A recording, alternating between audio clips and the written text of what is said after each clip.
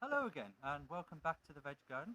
I'm going to show you a few tasks that we've got for this week, and one of them, or the first one, is the chili plant. So chilies like to have full sun, kept very warm, but they do not like to be sat in the wet.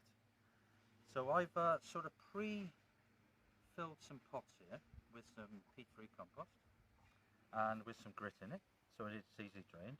And the best way to do that is to sit your pot in to the larger pot you're potting on, and then top up with pre-mixed compost, like so.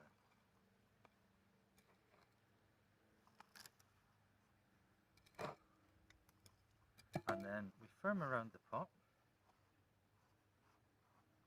like so. Add a bit more.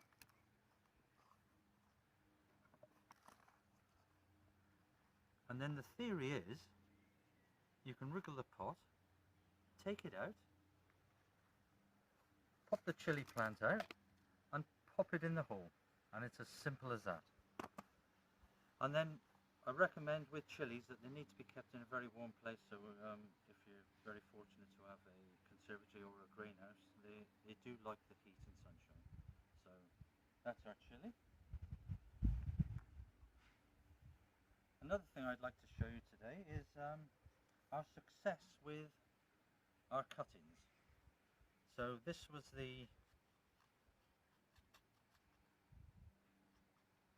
one of the cuttings we took last week, and as you see, they've rooted very well from the node, although they've all rooted from the nodes above. But equally, what I'm going to do now, I'm going to pop these on. So this one has got all this rootstock on it. I'm going to fill a pot with some cutting compost, pop it inside,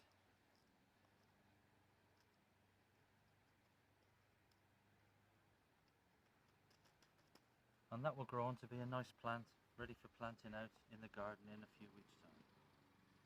And the same example with the mint. The mint has took very well. Look at that root structure, and it's grown around the gravel that we put in there. So again, that could be potted straight into a pot.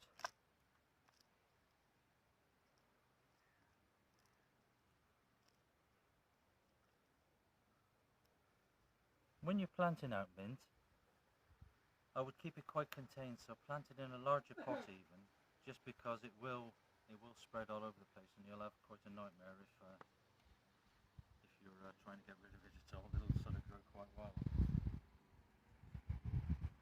And there's an example of the mint has actually taken itself. See, that has grown roots in the pot, so that's potted on and ready to go as well. So you could leave that. You could leave that on your windowsill and cut it when you need it, really. So it was all a bit of fun, and it's done quite well. I'd be the first to admit, though, the sage hasn't done so well. But I'm going to have another go at it, and hopefully in a couple of weeks' time I'll show you some success with the sage. So our next task today is I'm going to make some comfrey compost. So some comfrey fertilizer. So this is a comfrey plant. So when it's growing in your garden, you need a bit of a space for it, but and it's very attractive to the bees. But what I've done, I've pre-put some in a bucket. So what you need to do is to cut some from the plant. So that is all just comfrey plant. And then what I do, I just use a shears, and I just chop it all up. As small as you can. You can break it up if you like, but it is a lot easier with the shears. And then you're going to get some free fertilizer in about 2.5 weeks' time.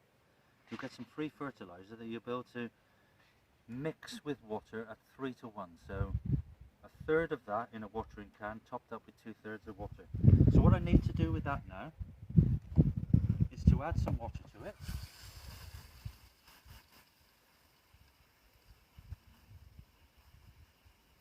And I won't bore you with the whole bucket. but as in like Blue Peter, here's one I previously prepared. And this one now is about a week old.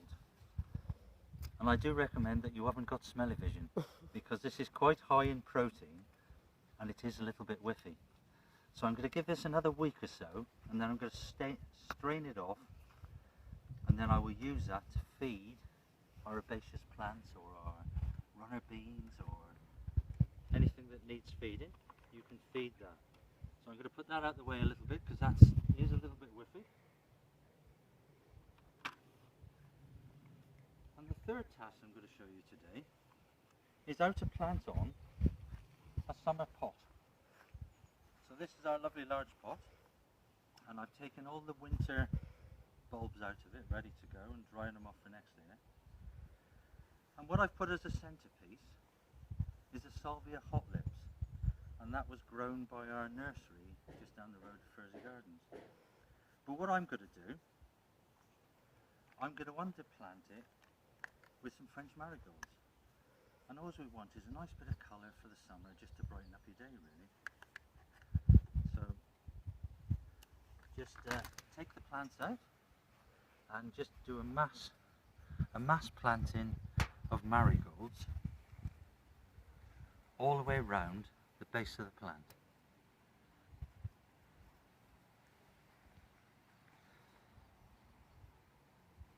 Like so. Firm them all in.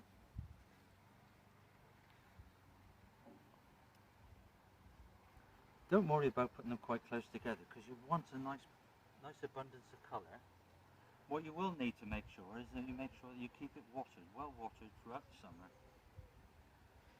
and deadhead all the flowers to encourage flower growth.